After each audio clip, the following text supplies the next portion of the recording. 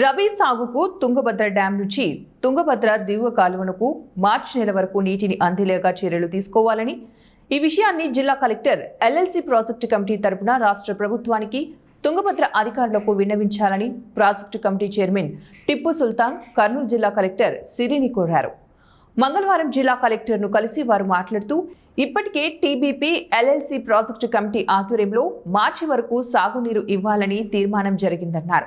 ఈ కార్యక్రమంలో టీడీపీ జిల్లా అధ్యక్షులు తిక్కారెడ్డి, ఆదోని మాజీ ఎమ్మెల్యే మీనాక్షి నాయుడు, రామకృష్ణారెడ్డి, వెంకటపద్దిరాజు తదితరులు పాల్గొన్నారు.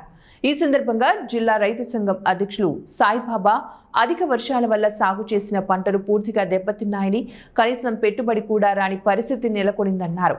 పత్తి, మిరప, ఇతర పంటల రైతులు నష్టపోయారని జిల్లా కలెక్టర్కు వివరించారు. అందువల్ల రబీ సీజన్లోనైనా కనీసం మార్చి నెల చివరి వరకు సాగునీరు అందిస్తే రైతులను ఆదుకున్నట్లు అవుతుందని కోరారు. ఖరీఫ్ సీజన్లో 40,000 ఎకరాల్లో వరి సాగు చేయాల్సి ఉన్నా కనీసం 5,000 ఎకరాల్లో కూడా సాగు జరగలేదని, రైతుల భూముల్లో మిరప, ఇతర పంటలు సాగు చేశారని, అందువల్ల వాటిని కాపాడుకోవడానికి మార్చి వరకు సాగునీరు ఇవ్వాలని జిల్లా కలెక్టర్కు వినతి పత్రం అందజేశారు. ఈ కర్నూలు పార్లమెంటు పైన ఆల్రెడీగానే ఈ వర్షాలు ఎక్కువ వచ్చే సంవత్సరం దెబ్బతిన్న రైతాంగానికి కనీసం మాకు రబీకి ఖచ్చితంగా నీళ్లు ఉన్నాయి కాబట్టి డ్యాంలో ఇవ్వాలని చెప్పి కలెక్టర్ గారికి మనవి చేశాం.